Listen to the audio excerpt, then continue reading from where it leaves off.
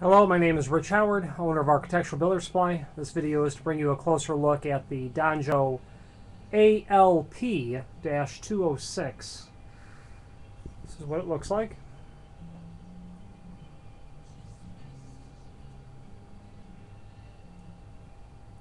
The 6 means it's 6-inch tall.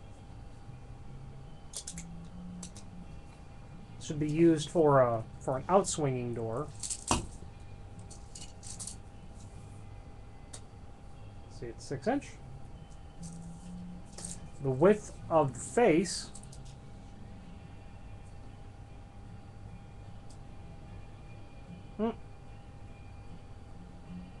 appears to be 7/8 of an inch from the outside dimension.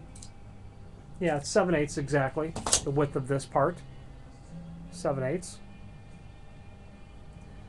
The thickness, it's over 1/8 of an inch thick, this portion here. It's almost 5/32. How this mounts with the 4 included screws, as you can see in the drawing, it mounts to the edge of the door.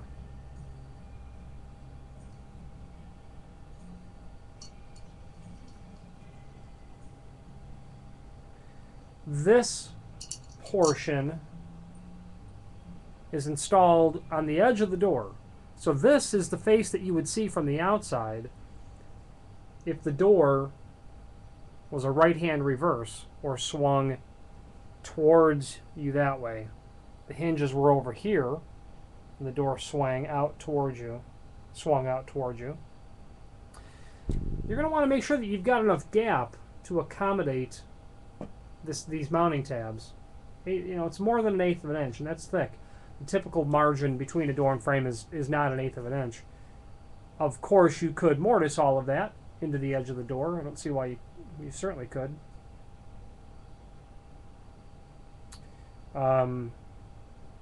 Which might be necessary if you don't have enough margin.